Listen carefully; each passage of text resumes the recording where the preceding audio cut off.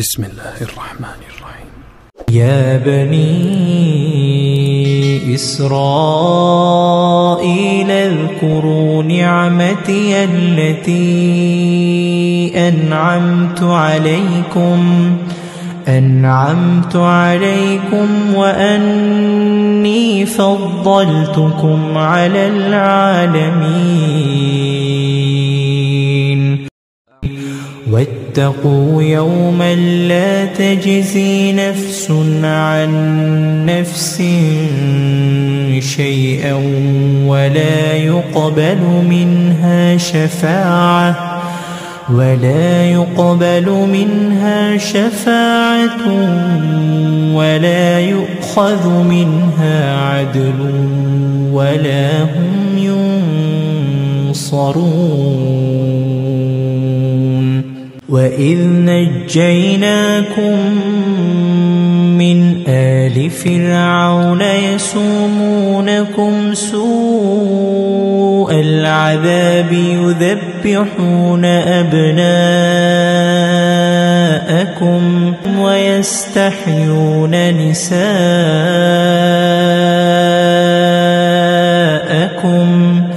وفي ذلكم بلاء من ربكم عظيم. وإذ فرقنا بكم البحر فأنجيناكم وأغرقنا آل فرعون وأنتم تنظرون.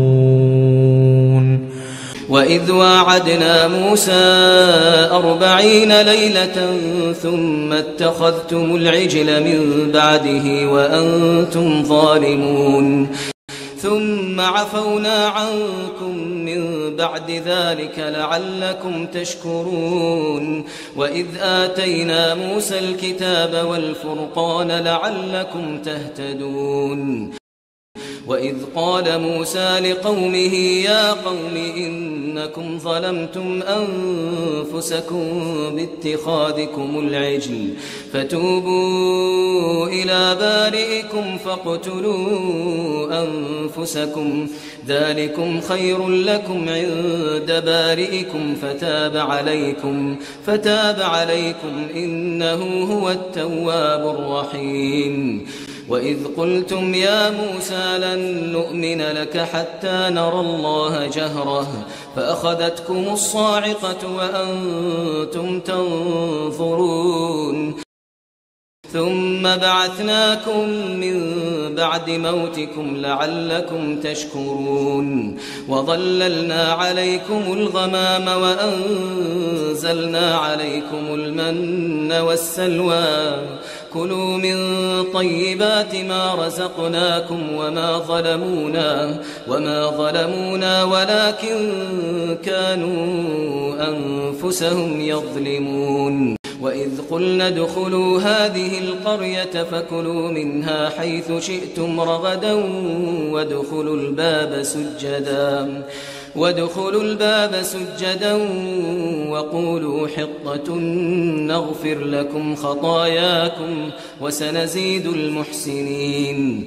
فبدل الذين ظلموا قولا غير الذي قيل لهم فأنزلنا على الذين ظلموا رجزا